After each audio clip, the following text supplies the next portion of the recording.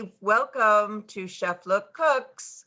And Chris has got something really special planned for us today. I happen to have two corned beef corned beef briskets in my freezer because I picked them up for $5 each at Stop and Shop. So he's going to give us a really, really neat recipe to use all that corned beef you've got. All right. But thanks a lot, Chris. I'll see you later. Awesome. Thanks, Virginia. Hi, everybody. Welcome. So tonight we're going to make some corned beef brisket meatballs. I experimented. If you guys check out the recipe, I experimented a lot with the ratio, and I think 2 to 1 is sort of the winner with any other ground meat. You can use pork, you can use beef, you can use venison. But you want 2 parts of corned beef, which is usually like one of those chunks, or about 2 pounds, and then just a pound of ground beef. That seems to be the perfect ratio. You could even use all corned beef if you just have like a big 3-pounder. I don't think it's going to be any problems. It's just the ground beef helps with the texture because it's been ground properly. But if you're grinding it properly or like having it ground, you could definitely use a full corned beef. We use the Roboku. I actually went ahead and did it already just because I didn't want you guys to have to deal with that noise. But I got my meat in here. That's mostly corned beef, and then there's about a pound of ground beef in there. So we're going to start with the onions before we make any meatballs because I want those to caramelize. And before we do anything, you got to get your mise en place together. It's the most important part of cooking. It means I won't have to leave this corner of my fabulous kitchen the whole time we cook. So let's get a little peek at that. Good old mise en place. You can see I've got my stuff sort of set up. I've got an onion and my broth right there with my butter. I got my potatoes and carrots and garlic for the kolkanen. And then I got some cornstarch over there just in case I need it. And my cabbage as well. So it's not a lot of stuff, but this is going to make a surprisingly good amount of food, which is going to be nice. So we're just going to tilt me down here, get you guys a nice view of the pot and the cutting board. We're going to do some chopping and some cooking. So our first thing we're going to do is we're going to get the onions caramelizing. We want those to go for as long as possible so they can get some nice flavor, because that is basically going to be all the flavor of the broth. French onion soup, as it is known, is a really, really tasty soup.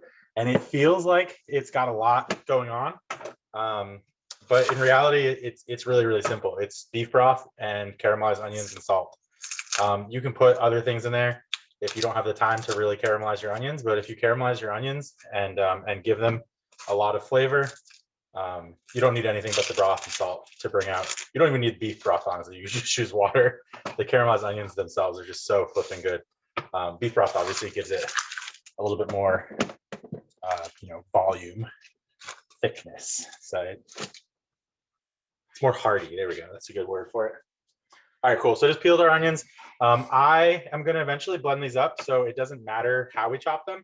You just need them to be small-ish. So we're just going to cut them along like this into little wedges, and then we'll go from those into chunks.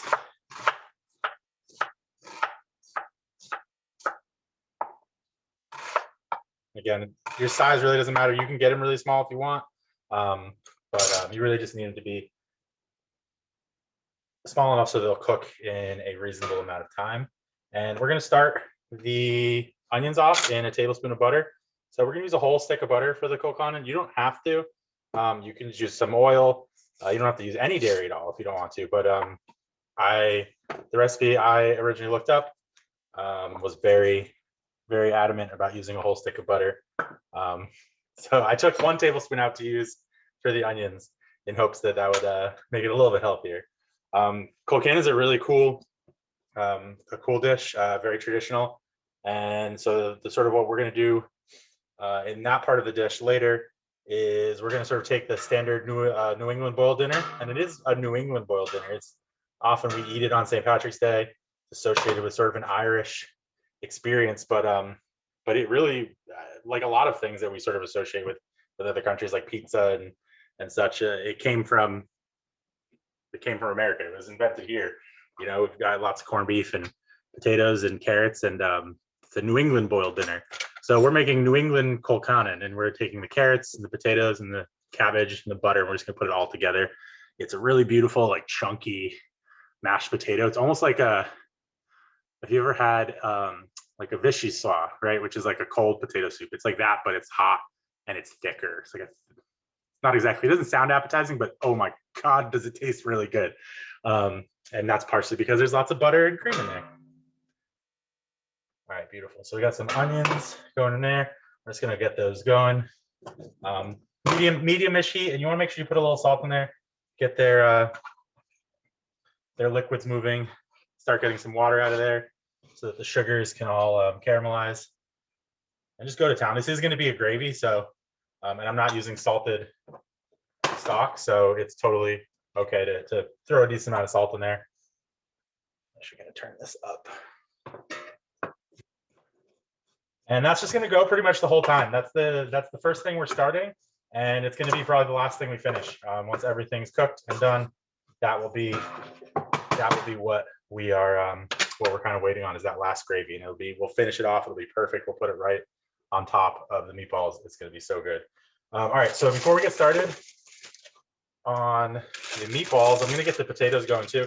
I think it's nice to just have them done. You can always, keep them warm, and then, strain them and mash them right when you need them. So I'm just gonna cut them in half.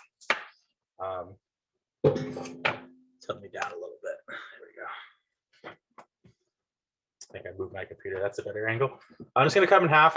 I find that, and I'm gonna keep the skins on. You can peel them if you want. One of the recipes I was looking at when I was sort of doing my research said to peel them, but I mean, honestly, it's Kokanen. It's supposed to be like a chunky dish with like greens and stuff in there in the first place. Like, it's not supposed to be super smooth, which is why you're peeling your potatoes in the first place, is to get a smooth mashed potato. I like chunks, so I am going to, keep my skins on, and I think it's just going to make for a much better potato. But when I'm keeping skins on, I like to cut them in half, just so I don't get like a big long piece of skin. And also, I just feel like they cook a little bit faster when they just have more surface area. Let some of the starch get out of the potato as well. A lot easier. Get you some good starchy water. All right, beautiful. So we're just gonna cover these with cold water. Whenever you're boiling potatoes, it's always a good idea to just go cold water, cold potatoes, and then bring it up to a boil. You can put potatoes into hot water, but what ends up happening is you cook the outside really fast, and you sort of like trap all of like the starch in the inside. When you bring it up slowly, the inside cooks first, and that way you don't end up with like weird little chunks in your potatoes.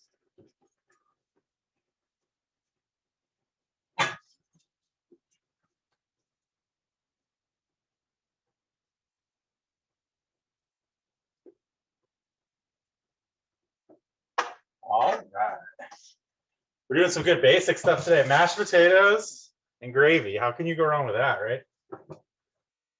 This is the icing on the cake is the corned beef meatballs. Mashed potatoes and gravy are the real meal here. These onions are good. You know your onions are right. You want to be able to hear them sizzling away, but you don't want to have to look at them all the time. You want to be able to just ignore them, which is what I'm hopefully going to do. And just every couple of minutes, go back and check on them. So if they do start to burn or stick or anything like that, just turn the temperature down, or maybe add some more butter, or even add some water if you need to. Just whatever it is that you need to do so that you don't have to pay any attention to them. You do not need to deal with that. There's plenty of other stuff we're going to be doing right now, like making meatballs. All right, so meatball recipe is really easy. Meatballs are a beautiful thing. One of my favorite kitchen bloggers talks about meatballs as little baby meatloaves, which is very endearing to me because I absolutely love meatloaf. It's probably one of my favorite foods ever. You can make it so many different ways and still call it meatloaf. It's fabulous. So meatballs are tiny meatloaves. I always put eggs in my meatloaf. We're not going to put eggs in this meatball just because it doesn't need it. You're not really adding a lot of other things. Like a lot of times in meatloaf, you'll put like carrots or onions or cheese or something into the meatball or meatloaf. And so you need a little bit of extra binder to help you. The only thing we're going to use is some breadcrumbs. They're just going to get in there, give us a little bit more bite. They're going to help absorb the gravy because the meat doesn't really absorb gravy so much, but the carbs will. So that those little bits of carbs in there will help us to sort of absorb the sauce that we're going to eat this with later. So they're really just going to help for later, and they're going to bulk it up a little bit, which is really the main reason why you're putting bread into your meat for meatloafs and meatballs, is because you just don't have that much of it. In this case, we are living large, and we've got like a whole 3 pounds of meat here. But if we didn't, you could just put more breadcrumbs in there and do the same recipe. Or if you wanted to, like, there's nothing stopping you. So it's a cup of breadcrumbs to 3 pounds of meat, and you want to keep that ratio pretty standard. You can half everything, you can quarter everything, whatever you need to do for what you cook for yourself. Yeah, onions are going perfect right now. There's a little bit of moisture in the bottom, which I can see, but that'll eventually start to burn off, and we'll just start to get some caramelization happening. So yeah, so you don't need to salt this at all because the corned beef is already insanely salty. So it's literally just breadcrumbs and a lot of black pepper. And then we're going to put the spice packet. Not all the corned beef come with a spice packet, but we're going to put the spice packet in there that came with my corned beef. If you don't have a spice packet, you can put some like mustard seed in there, some dried herbs if you want. You're kind of like, it's kind of like a sausage seasoning, the packet they put in there. The thing that we really want though is the caraway. That gives it that really like classic, to me at least, sort of corned beef flavor. And I know like a lot of times caraway is more associated with like a Reuben, specifically with corned beef. But I think, you know, I always liked it in my boiled dinners. And you can change it. You can make this. That's the beautiful thing. Like I said, it's a meatball. It's like a meatloaf. You can change it and still have something that's going to be perfect. You can throw like a whole bunch of Swiss cheese in there. Throw like a pound of Swiss cheese in there, and maybe like put an egg in there and some sauerkraut. You know, chop it up first so you don't get like weird long strands of sauerkraut. Put some sauerkraut in there and like a bunch of caraway, and just mix it up. Put a little bit extra panko in there because you've got a lot more moisture and that egg. And now you've got a Reuben meatball. You know, I mean, you can make this into anything you want. We're going to do it really simple because because a boiled dinner is really simple. It's just meat, potatoes, and vegetables and water. So we're going to do a really simple meatball. We're going to do a nice sort of simple colcannon on the side, and then together it's going to be really dynamic and deep and have a lot of good flavors. But at the end of the day, it's simple, and it's simple because if you know how to do something simple, you can add things to it and make it more complex, make it more interesting. So the meatball, your 2 things you're really sort of fighting with are moisture and like cohesiveness. So you need it to be dry enough that it's not just a puddle of meat, but you want it to also be, you know, sort of moist enough that it sticks together. And so if you add more liquid, you're going to need to add more dry, and that can be a whole bunch of different things. Cheese kind of acts as a dry and a liquid. Something like a Parmesan would be definitely closer to a dry. And then, you know, breadcrumbs are your more classic dry, but for every liquid you put in there, you want to try and keep your dry sort of ratio the same so you get a nice meatball. And always experiment, you know, take a little bit of it, mix a little bit in, and see what happens. That's can't go wrong. All right, sweet. So that's easy. You don't want to overmix them too much. You just really want to get the bread crumbs in there. You should be able to feel the panko all throughout the mix. That's going to give us some really nice carb points for all of our sauce later. So now we're just going to break this up. I like to break it up first and then make my balls. I just think it's easier for trying to make things the right size. I always make things different sizes when I make them. So hopefully this helps. So I'm just going to break them up. You're looking to get about 22 meatballs from this. So you can count them if you want. My hands are quite big, but they're big meatballs. You want like 2 or 3 of these to be a meal with the colcan. So something like that, and then we'll ball them up later. You can just put them right back in the bowl that you're mixing in. And you can change the size of these later. You know, it doesn't have to be perfect. You're really just getting your sort of initial look here and counting. So I got 4, 5, 6. And again, you're looking for about 22, but you know, anywhere around 20 is going to be good. 7, 8. You should be able to kind of feel how heavy they are. I did a lot of work making dough balls for my old kitchen job. I helped the baker out, and I'd make all of her Parker House rolls, and so that was a lot of just like picking a piece of dough up and just knowing how much it weighs. So I guess I do have sort of some practice with this experience. Of course, I've lost count now, which is totally fine. How many you get does not matter as long as they're all about the same size, because we want them to cook at the same rate. I think that's 13.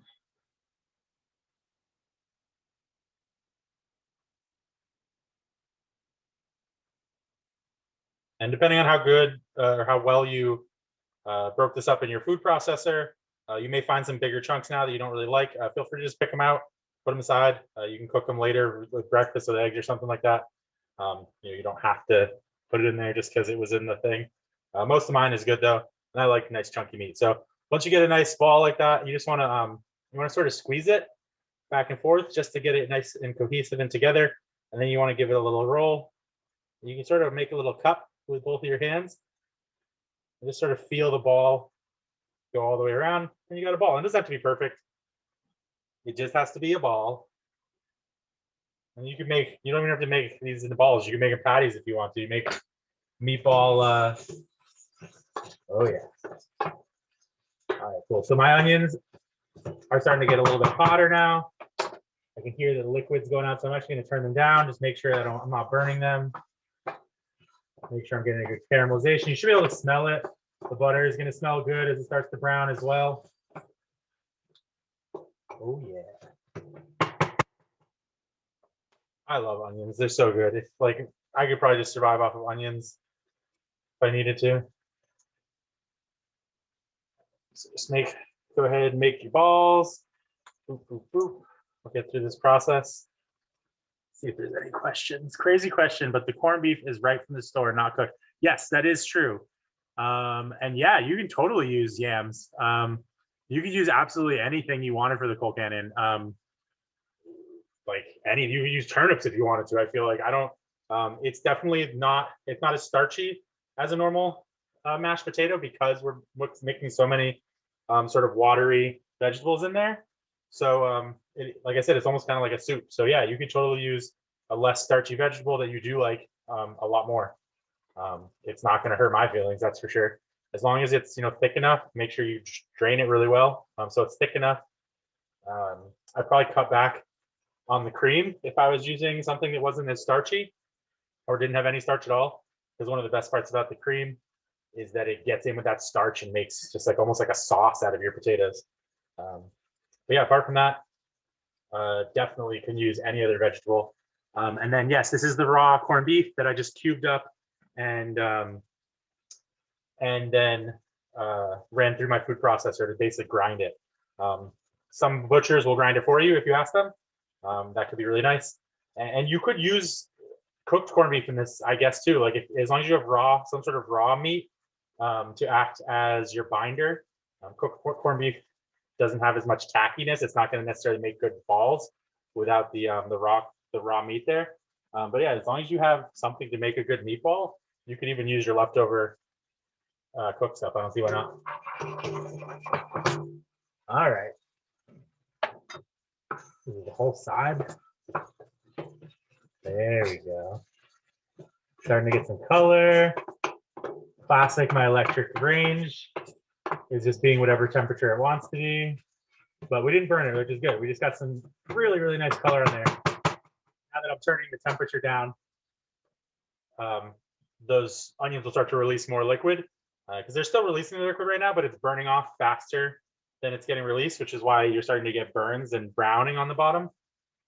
When you turn the temperature down, the moisture will get released faster than it can evaporate, and you'll start to get moisture back on the bottom, which will reabsorb all that beautiful brown flavor. So changing your temperature can be useful if you're trying to get a nice brown color like that. You got to be careful though, because you don't want to burn it. That just ruins everything. Nothing tastes good burnt. Well, sometimes toast does. I guess biscotti is kind of like a half burnt, very slowly burnt piece of toast.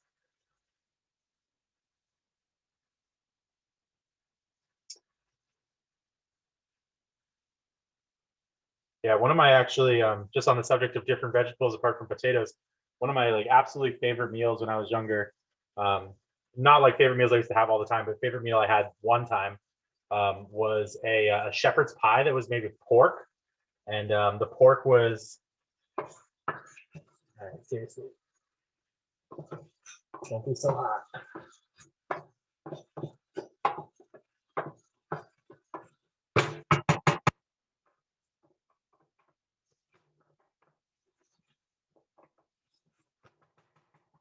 What I did is I got excited to turn my onions up, and now they're now as my electric slowly cools, they're trying to burn on me. But keeping an eye on them, they're not burning.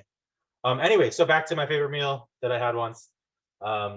It was a shepherd's pie. It was made with pork, and it had a very like sweet sauce to it. It had carrots and onions in it, and then on top of it was sweet potatoes. So instead of like your standard mashed potatoes, it was a mashed sweet potato, and it was so flipping good. One of my childhood friends, John, his mom Donna made it. I think it might have even been for one of my birthdays. My mom's probably sitting there like, I remember that. But absolutely amazing, and it was just like a straight up, switch. When you change things up, sometimes you want to sort of change a little bit more than just the one thing. You're going to sweet potato, so maybe make your meatballs a little sweeter. Put a little, brown sugar in the ball or something, so it goes with that sweet potato even more. The onions, maybe put a little brown sugar in them if you like things sweet. If you don't, that's fine. Use another flavor and use that sweetness as a balancing agent. Let's see, sweet. I am looking good on meatballs. So I think I'm gonna have 18. No, I'm gonna have 20. Okay, cool. And I could have made them smaller and gotten more. I could have made them bigger. Could have made patties if you really wanted to. You can do anything with meatballs. They're so good. But yeah, Reuben meatballs. By the way, I think it took a lot of self-control to not just do Reuben meatballs. I really wanted it to sort of have that New England boiled dinner feel. But yeah, Reuben meatballs would be absolutely amazing. Just like maybe you get like a rye crusty bread and make my own croutons to use for the binder, and then Swiss cheese in here. Make like a French or not French dressing, a Thousand Island like gravy or something instead.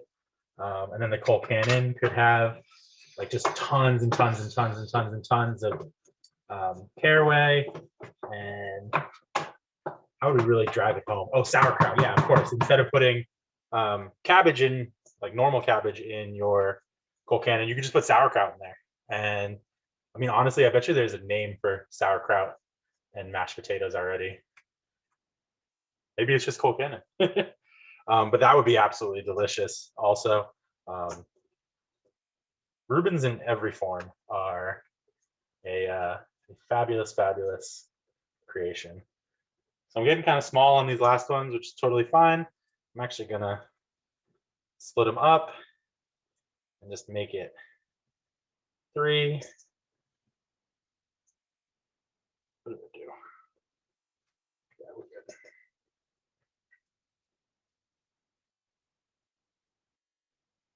Potatoes are just about to start boiling, which is good. They won't take very long once they start to boil.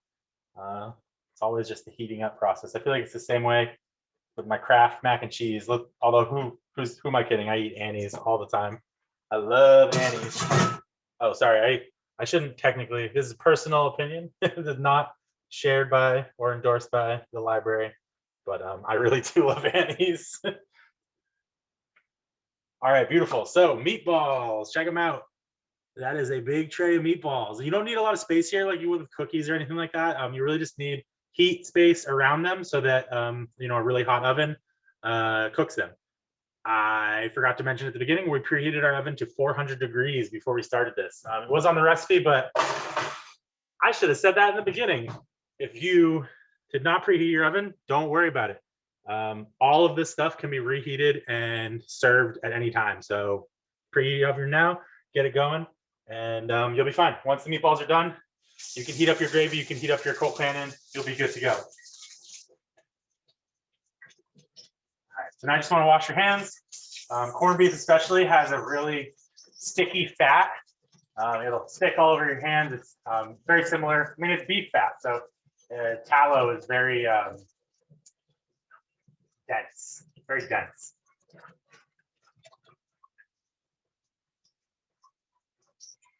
All right, beautiful. We are making good time tonight. All right, guys. So let's take another look at our onions. I'll let you guys take a little look here at what's happening in the pan.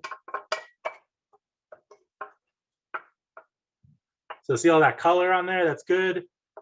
I definitely got a little too hard in that corner right there, but that's okay. Nothing's burnt. It's just starting to get nice and caramelized. And we're gonna let those go. We want them to get really, really, really, really caramelized. Really, the longer you can let them go, the better. I'm gonna take them. I'm gonna guaranteedly put the broth in there once the potatoes come off, just because I don't want it to take too long. I do want the stock to reduce a little bit. But once I put the broth in there, I'm gonna turn it into a full rolling boil, so it shouldn't take that long to reduce. It should just happen. All right, cool. Potatoes are going. Give them a little stir. Beautiful. Just realized I forgot to salt the water. So let's get a little salt in there.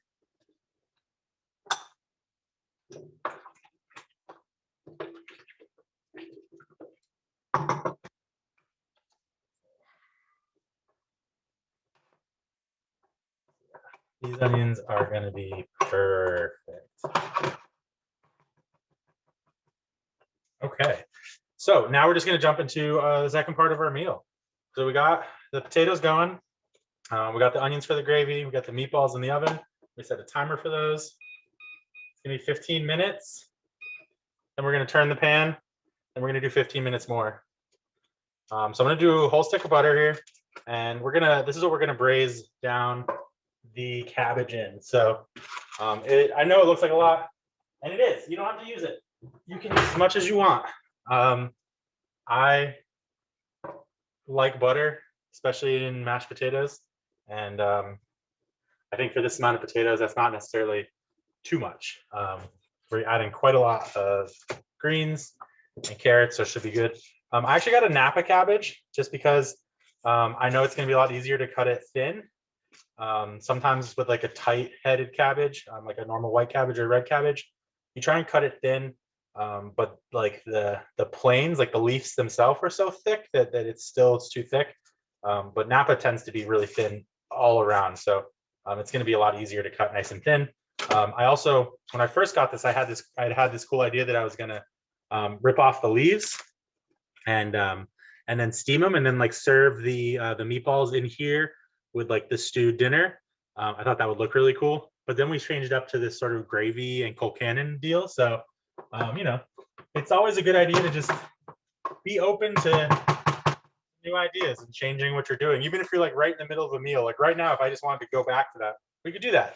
We could still serve them in the cabbage and, put like the Cold Cannon on a plate and have like a little cabbage boat with our meatballs and gravy over the top. Like we could still do that. It's still a thing. So I just didn't change my mind, and I can always change it back. It's the fun part about cooking is you're in charge of your food. You don't have to ask the waiter if you can do something. You can just do it. All right, so we're gonna cut this into as thin slices as we can. So what I'm gonna do is gonna cut it in half first. We're just gonna take out the core. Another thing that's really cool about Napa is it has a really, really, really tiny core. Super easy. Almost the whole thing's edible. You can even eat the core. I mean, you can eat the core on normal cabbage too. It's actually really fun. If you take your cores like this, you can put them in a saltwater brine solution and basically just make like little chunks of sauerkraut. You can also just eat them. They're really, really sweet. Really, really sweet. I love cabbage. All right, we'll take this core out too. And for the core, you're just kind of cutting at an angle. You're copying the same sort of look as the core, so you get all of it out of there. Perfect. So now, like I said in the recipe, this is sort of just a visual representation of what I was talking about. If you're doing a normal cabbage, it's going to be the exact same thing. You're going to have your root end here with your core out, and you're going to cut just like we did the onion earlier. You're going to cut wedges. And the reason you're cutting wedges is because you don't want really long strips. It gets really weird when you're like going through your mashed potatoes and just like strings of cabbage. You want cabbage in the mashed potatoes, but you don't want it to feel like there's like cabbage spaghetti in your mashed potatoes. So you're gonna cut these nice wedges, and then you're hopefully gonna kind of keep it all together into one little piece, which is another reason the nap is really good. It's a little less explodey. I feel like when you're cutting normal cabbage, it kind of explodes all over the place. And you're just gonna go through here and just as thin as you can on these slices. I'm not gonna go super thin because I like things chunky, but as thin as you want, I guess, would be the more appropriate thing to say, not as thin as you can. So here my butter is over there, almost all melted. That's great news.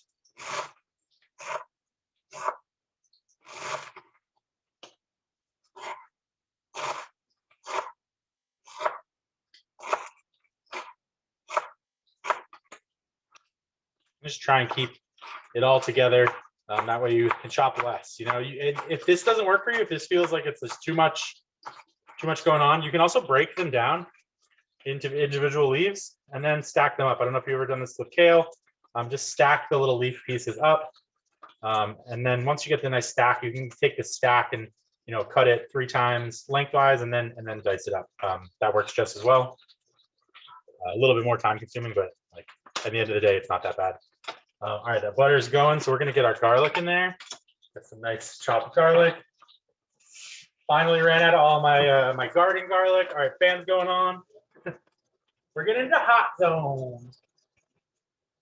I finally used up all my garden garlic, so I have to use like 3 stuff. I got some big stuff too, but for things like this where I want to use a lot of garlic, I really do like getting pre-chopped. It's a little sweeter than like fresh garlic, and I really like that. I don't know if it's just the water or some sort of mechanism that happens when you chop it up or what, but I love that it's just a little bit sweeter and a little less spicy. I do love spicy garlic, but I'm not complaining about sweet garlic.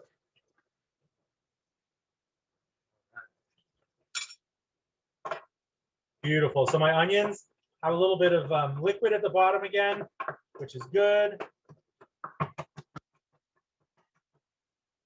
Perfect. I'm gonna let them go for like 5 more minutes maybe, and then I'm gonna put the broth in there.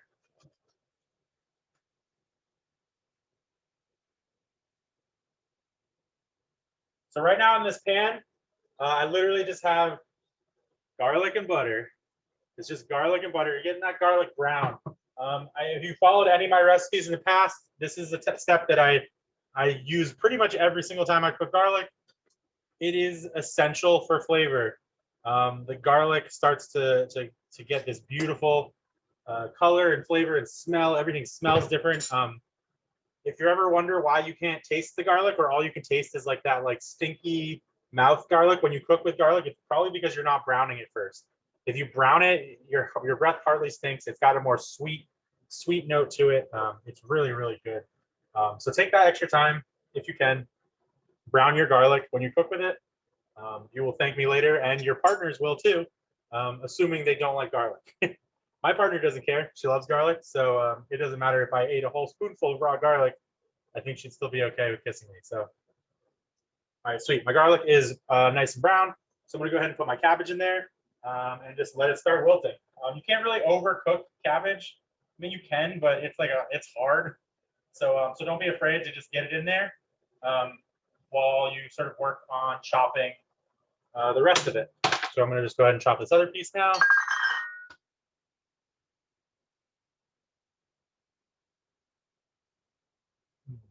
You might not use all of this. We're gonna see how that looks. You know what I'm actually gonna do? I'm gonna shred the carrots first. I don't know if I'm gonna need all that cabbage. The original recipe, I called for just 1 small head, but I think this Napa has sort of made more than I anticipated. So I got a cool little alligator here. It looks like a little alligator. Chomp, chomp, chomp. I really like it. You have to put it on the table though, because if you try and use it in the air, it gets really, really crazy.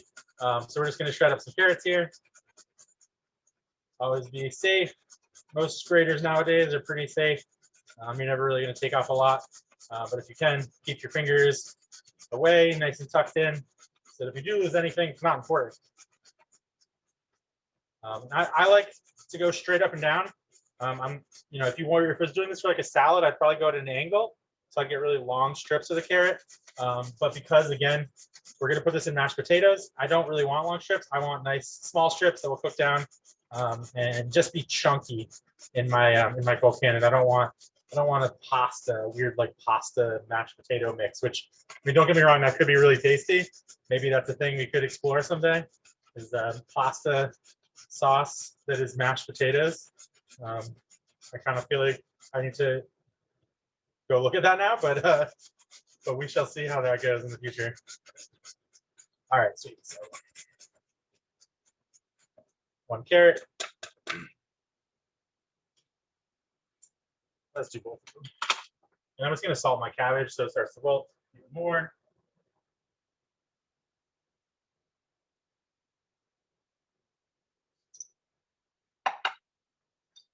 Check the onions. Oh yeah, glorious.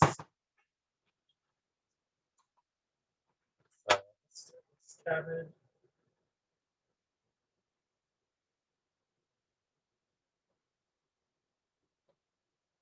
Oh my God, it smells so good.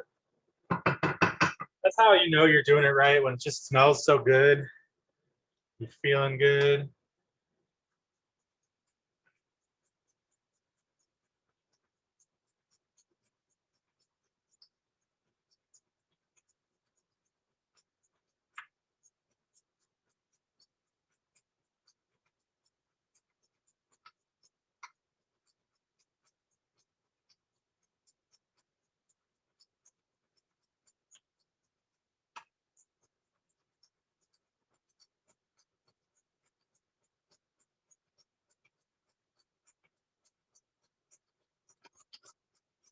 So I had considered putting the carrots in the actual meatballs.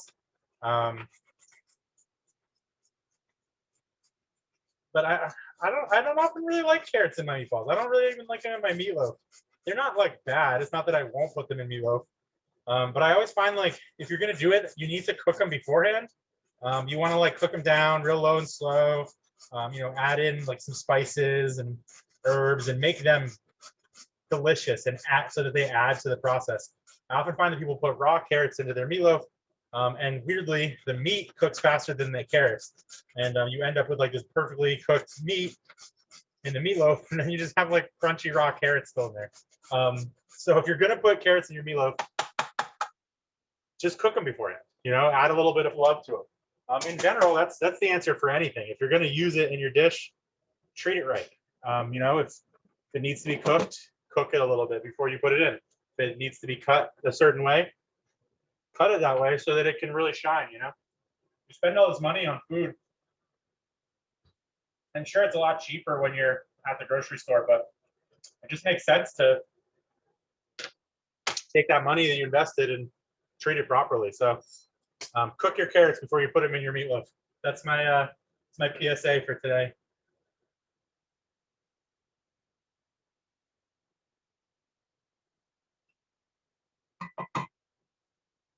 All right, this is looking real good. It's literally just butter, garlic, cabbage, and carrots. But I think I'm gonna put the other cabbage in here, and I'll just only put in what I need to. I mean, like sauteed cabbage and carrots is not gonna go to waste. That's for sure. But I do think I had just a little bit too much cabbage.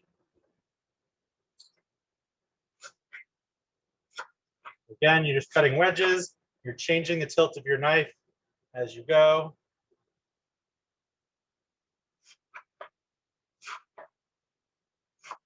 And just be careful. Respect for knives is very important. I may look like I'm doing crazy things, and that's just because I feel like this knife is my right hand.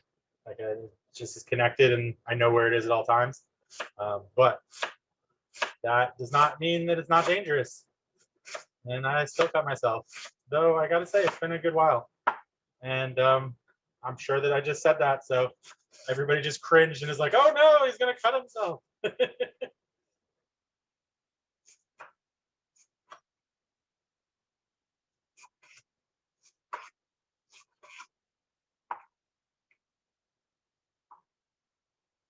Oh yeah. Oh, it smells so good in here.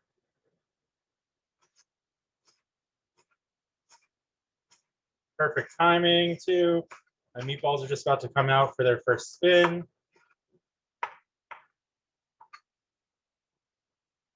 Cool.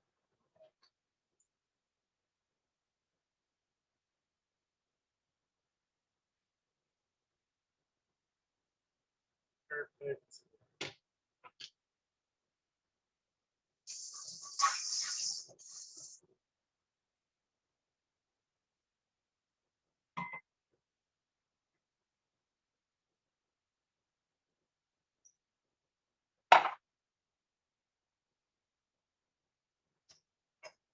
So take a peek at these onions, guys. Those are perfect. Nice and brown, good color, completely cooked. I'm gonna go ahead and crank that. We're going all the way up to high. I'm gonna put my broth in there. We're just gonna let this thing go until it reduces. I'm gonna use a whole quart of broth stock. You can use broth. You can use pretty much anything you want. You just want some of that nice beef flavor. You can use bouillon, whatever you want. This stuff was on sale, so I grabbed it.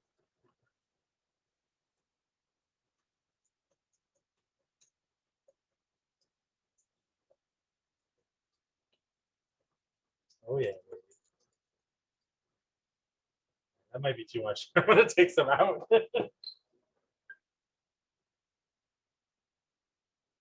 can always add it back in once it boils down.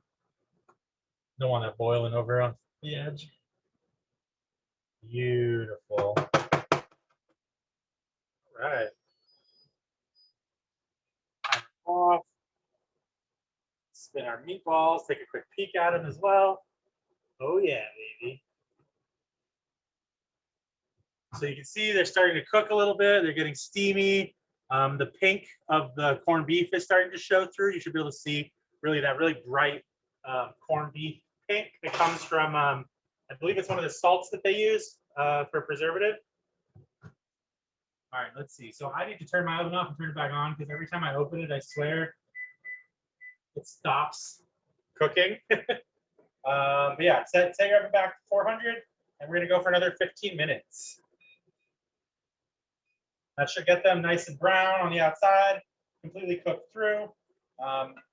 We are using a ground meat product, so FDA recommends a full 165 since it's a mixture of multiple different types of meat. You want to treat it basically like the most dangerous thing you've ever touched. Again, that's recommendations. You could eat this medium rare if you wanted to. I don't know why you'd want to eat corned beef medium rare, but you certainly could. It's not going to hurt you. It's cured. The amount of bacteria in it is probably very, very low. All right. Cabbage is looking absolutely fabulous. I'm just going to pull this over here just so you guys can see it. The color is getting nice and bright. The carrots are getting cooked. And those pieces are really small, so it shouldn't take too long for it to actually be cooked. We're just going to let it go to town and cook down. We want it to cook down a lot. We want it to get really soft and delicious and have all those cabbage and carrot flavors really concentrate together with that butter and make something beautiful. All right, cool. I'm just going to put a couple things away while this all gets together.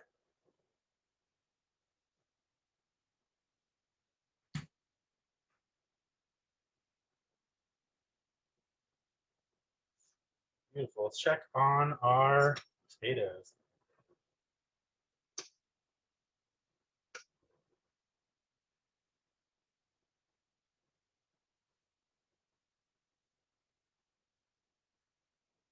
All right, so when you're making mashed potatoes, you'll hear a lot of people, did I salt the cabbage? Yes, I did salt the cabbage. Every time I put some more cabbage in there, and this is a pretty good rule to follow pretty much anytime you're braising greens. When you put more greens in there, because usually you put some greens in, they wilt down, put greens in, they wilt down. Every time you put greens in there, throw some salt on top. Salt enough for the greens you put on, and only that much. Don't try and salt the whole dish at once. And make sure to try in between. You know, before you put new greens in, try it. See how salty it is. See if you need more salt. But yes, definitely salt my greens every time I braise them, right on top of the fresh greens when I put them in the pan. talking about? Oh, well, that's cool. Salt the cabbage is very important. Oh yeah, mashed potatoes. I got it. So the mashed potatoes, you're gonna see in a lot of recipes, fork tender. What does that mean? So for me, fork tender is I take a fork or a spoon, whatever you want. You hold the fork, the potato, like a little piece of potato up against the side of the pan, and I push. And if my fork, if it sort of squishes and like the potato comes out between the fork, that's fork tender. I think technically it means you're supposed to stab it, but I like to squish it a little bit. It really lets me know that the core is cooked as well. Generally, if you put a fork into a potato and it's still raw in the middle, it's going to stick. If it's cooked, it's going to slip right out because it's not going to have any, hard fibrous stuff to attach to. So that is a good way to test your potatoes with a fork. But I just checked these out. I mashed one and it looks like it's good. I'm going to cook them a little bit longer because I want this to be nice and mashed up. I don't want to have any sort of problems, and it's really hard to sort of overcook potatoes. All right, beautiful. This gravy starting to come to a boil. Once that comes to a boil, we're just going to let it go to town. And that's going to get all that beautiful flavor that we cooked into those onions. That's going to get infused into the broth. And then when we blend that all down, it's just going to become a perfect homogenized onion soup flavored amazingness. So I'm actually going to try it right now just to see what we got. Tastes like onion soup. That's amazing. Oh, it's really good. That's an interesting broth. The broth has some herbs that I wouldn't have normally used. Trying to pinpoint what it is. Anyways, it's very good, but it's a little lighter than what I would expect from like an onion soup, which is why we're cooking it down. That flavor will get sort of doubled over on itself. If I was doing an onion soup, for myself or some friends, and I didn't have a lot of time, this would be when I'd put some Worcestershire in there. That would add that deep flavor that I'm sort of looking for, and what I'm going for with this reduce is that deep flavor. You can always just toss some Worcestershire in there and call it a day. That'll work just fine. All right, cool. So that was my oven heating back up again. Got 10 minutes left on those. Beautiful. Let's go ahead and get these potatoes drained.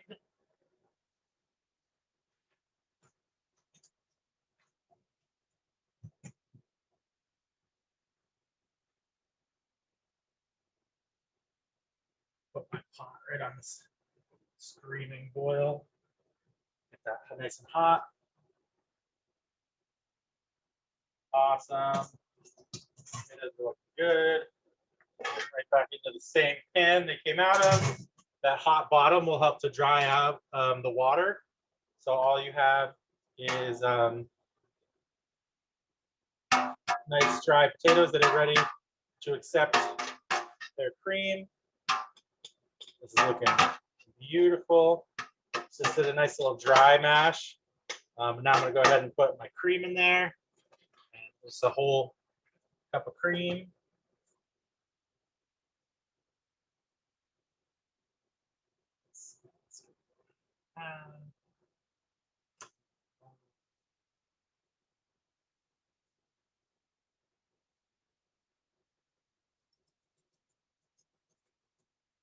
Perfect. Yeah, it's mashed potatoes. Most of you guys have made it. So I just did a dry mash. I just basically mashed them up, got the starch out in there. And then what I'm going to do is I'm going to slowly pour the cream. So this is a nice technique too. Always put a towel down underneath your pan, especially if you're going onto a work surface like this cutting board. The reason you want to do that is because it's two reasons. One, you don't want anything dirty that's on the bottom of your pan. If you're cooking with gas, for instance, getting on your cutting board, you're going to put food on. The second thing is, while the cutting board might be heat resistant, your hands aren't. And so if you forget that you put a pot on your cutting board and then you go to rest your hand on it, it's going to hurt a lot. So always when you're putting your pot on a cutting board or any surface really, although, marble countertops is usually okay. Just put down. Yeah, nice. See that? So you can see, I don't know if you guys can see there, we got a rolling boil here. This is what we want on that broth. We want it to just go to town. It's actually, some of it's actually spilling out, which is okay. They'll start to reduce really quick. We want it to be going that hot. All this moisture is coming out. That's gonna just be compounding flavors. All right, so while these potatoes are still hot, let's get this cream in here. And you want a whole cup of cream, which is half a pint, which is what this little thing is.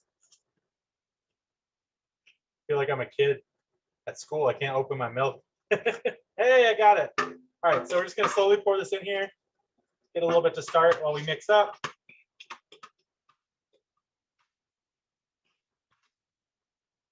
Oh yeah. And it's so amazing. You know, you've got this like really sort of like starchy, dry mashed potato. And you put this cream in here and it turns into like an entirely different experience. It gets smooth and silky. You can almost, it sounds different. It's like a whole different beast. Finish off the rest of the cream. And you can use milk for this. You can use butter, you can use cheese, cream cheese. Would be great, honestly. You can use pretty much anything you want.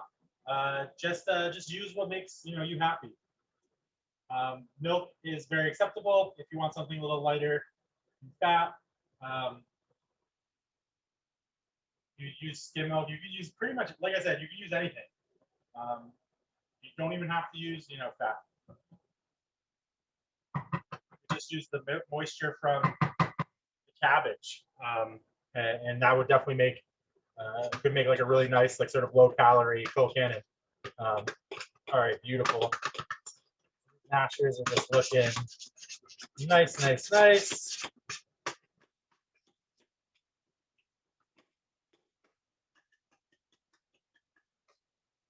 Let's try them for salt.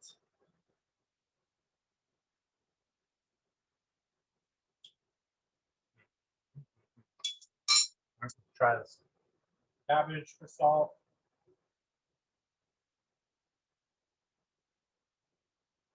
Oh, good.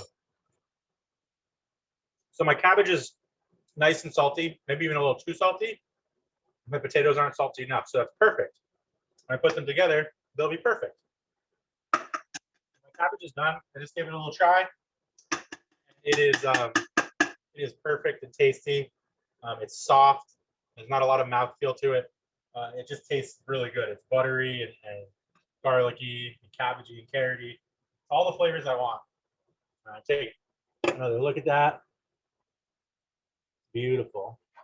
So I think we actually might just put it all in here. Just looking at the ratios, it's about a third maybe of the amount of mashed potatoes that I made. So I think that's going to be a good ratio. I'm sure you could probably, jam in about as much cabbage as you wanted in here. You could go all the way up to maybe like a half. And I don't think it would hurt it at all.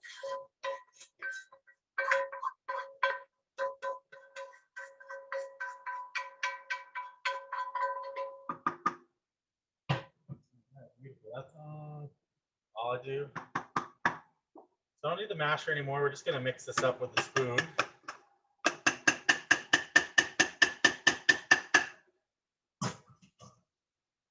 Make sure we get all that cream.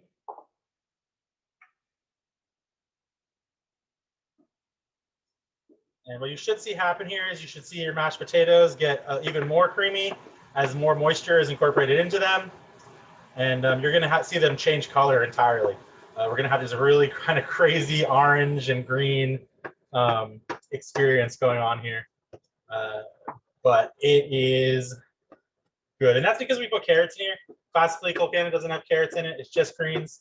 And a lot of times it's kale, not cabbage.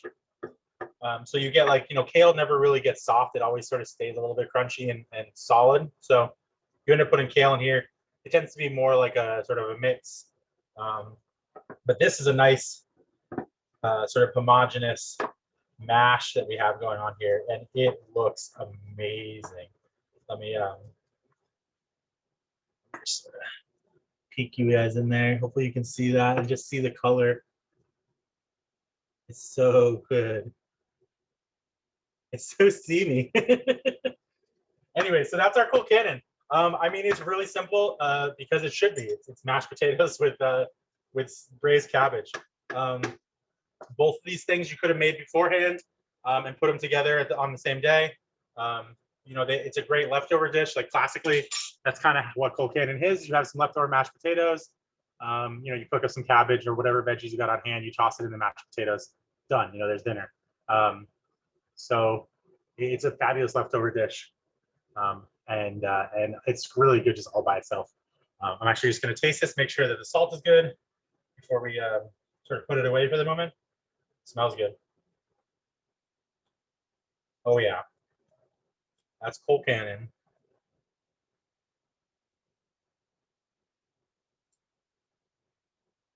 Sweet. It's really good. I mean, it's really, really simple. It's it's basically like Thanksgiving Day, you know, and you just put all your stuff on the plate together in one big mashed potato pile. But it's fancy. All right, great. So I'm just gonna leave this over here. Just hang out.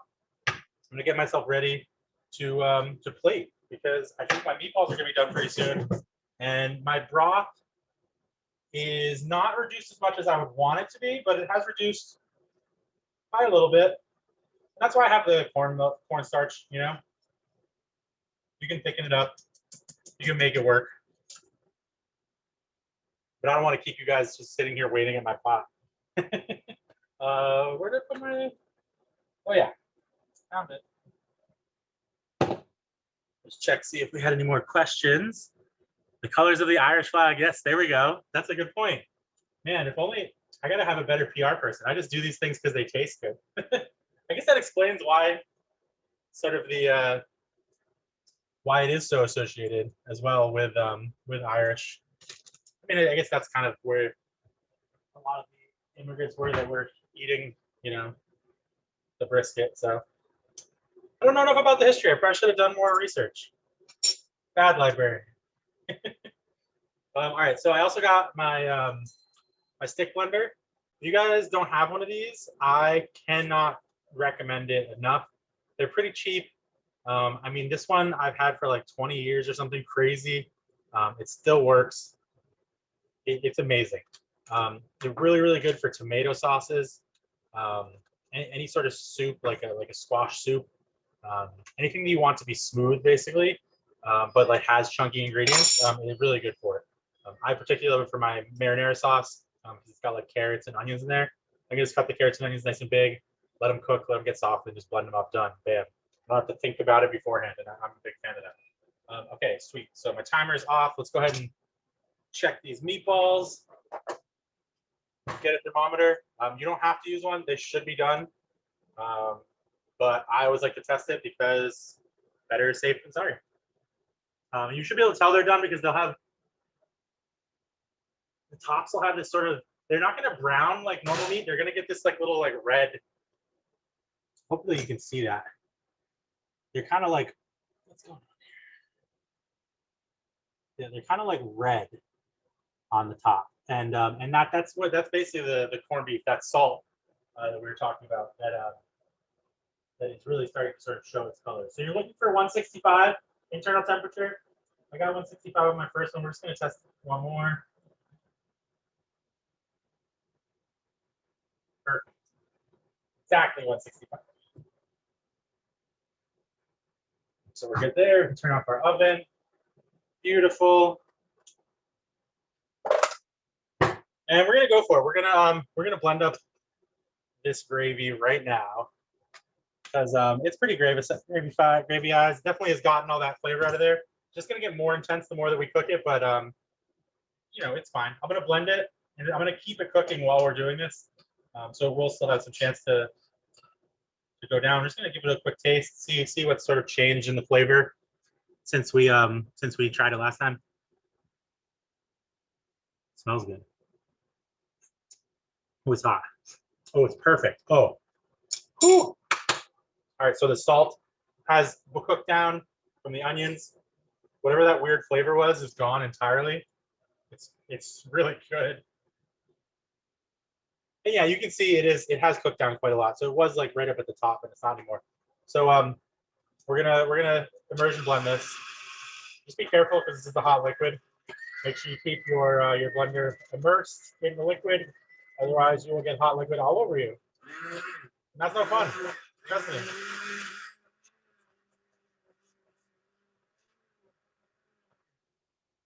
course, I spilled some everywhere. Very good at that.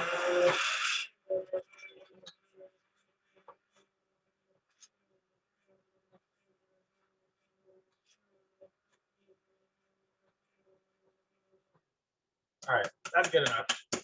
We're gonna put it right back on the stove, and it's that the onions are now going to be blended up in there, so it's going to be a lot thicker already. And then what we're going to do is we're going to add in a little bit of cornstarch slurry, and that's really going to solidify those bonds between the sugars and the starches to make it like a proper gravy. And that's going to be really, really good. All right, so let's first clean up the massive mess I made.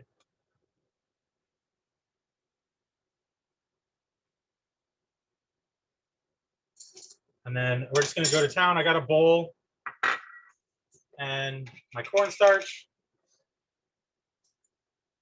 So let's start with like a tablespoon. It's probably way too much, so we're not going to use it all. We're just going to put a little bit in at a time.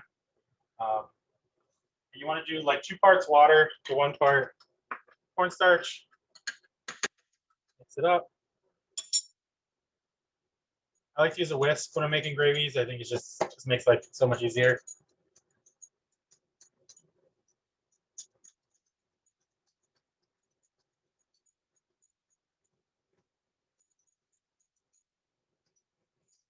Whisk down gravy, looks good. We'll just start whisking this in until it sort of gets, whoops. Maybe use a bowl that has this thing. I just got cornstarch all over my stove. Awesome. No worries. Oh yeah, beautiful.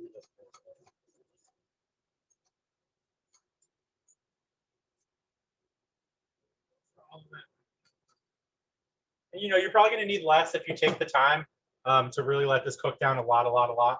But you don't have to let it cook down. That's why cornstarch is so good.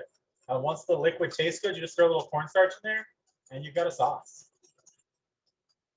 We're just going to cook this. Make sure the cornstarch is cooked off, so we don't have some weird corn flavor messing up our beautiful beef.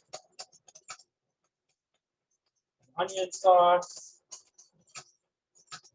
Make sure you whisk it, because when it's nice and thick like this, the bubbles will actually stay together better, so it might overflow. Beautiful. I think that is done. So again, put it right on your towel. Turn off the heat. And it's not super thick. Hopefully you guys can see that. It's definitely more of like a sauce. But you know, it's coating the back of the spoon. Not thickly, but it's like a really nice sauce. It's gonna go super duper good with what we're making here. Beautiful. So we have gravy. I actually think I can cook now that it's off, hopefully.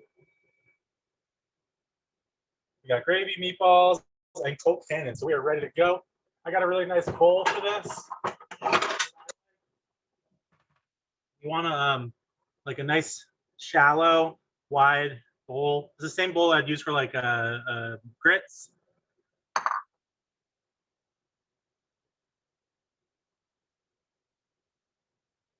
Oh, cool. Thanks for that information. Irish Halloween. Yeah, that's right. I did notice that while I was researching it. So yeah, this is the same thing I use for grits. Pretty much anything that has like a nice solid starchy base and then a lot of liquid. Because what it'll let you do is make a nice little pile of your starch, and you can pour the liquid in the middle. But if it sneaks out and like gets around the outside, it actually still looks really cool.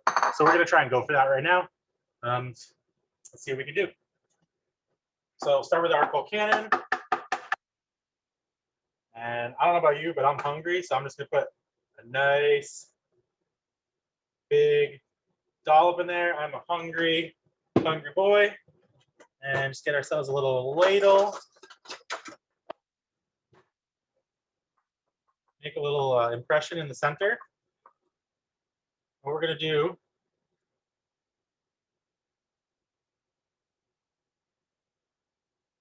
it's good.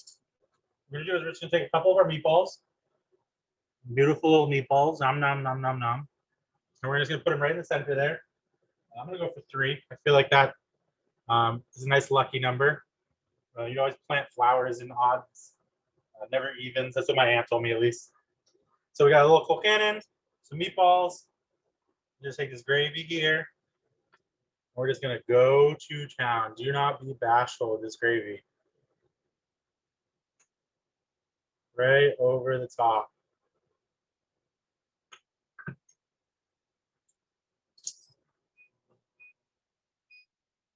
Guys, I know you want to come over, but I'm sorry, I'm on vacation. I'm not entertaining right now.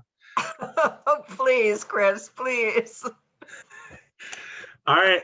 Looks so good. This turned out really good. I'm super excited how this looks. It's so good. Oh, wow. So if you have like some chives right now, you could like snip off the ends, or scallions would be perfect. Classically, Colcannon does usually have scallions in it too. So a little scallion garnish would definitely go really well on this. Chives, whatever you've got. Obviously it's spring, so I don't have those things yet, but they are coming into season again. So get them if you have them, use them, put them on there.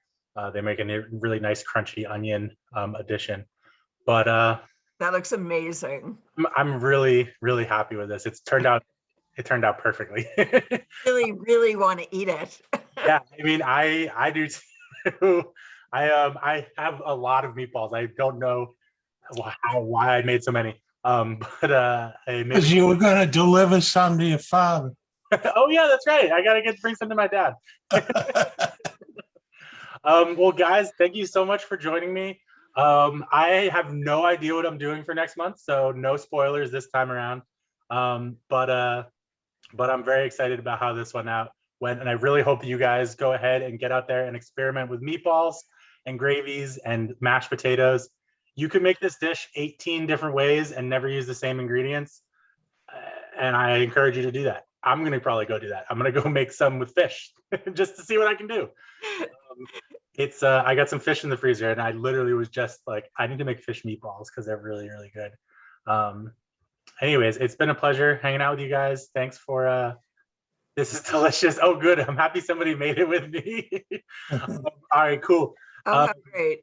And I'm so happy to be able to do this with you guys and to have you all keep coming every time I do it. So I hope to see you all next week, or next month rather. We're in the cult, Chris. The recipe will be going up on the Trash Panda food blog.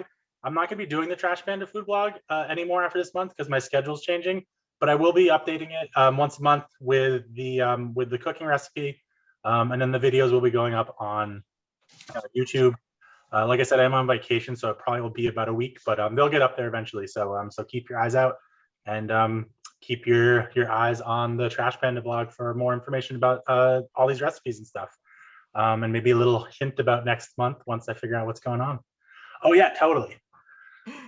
Thank you. Let me get a little cross section of the meatball. Oh, yeah.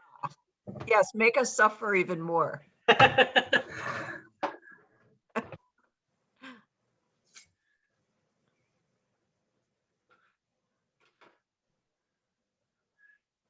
Oh, that looks perfect. Yeah, so you see, you got the little like pink streaks going through it. That's all the corned beef that's in there. Right. But otherwise, it's fully cooked, which is really what you're looking for. You need it to be fully cooked, but you still want it to be a little juicy, which is we are perfect. Oh yeah. Sweet. Thank you. Thank you. Thank you. Thanks for coming, everybody.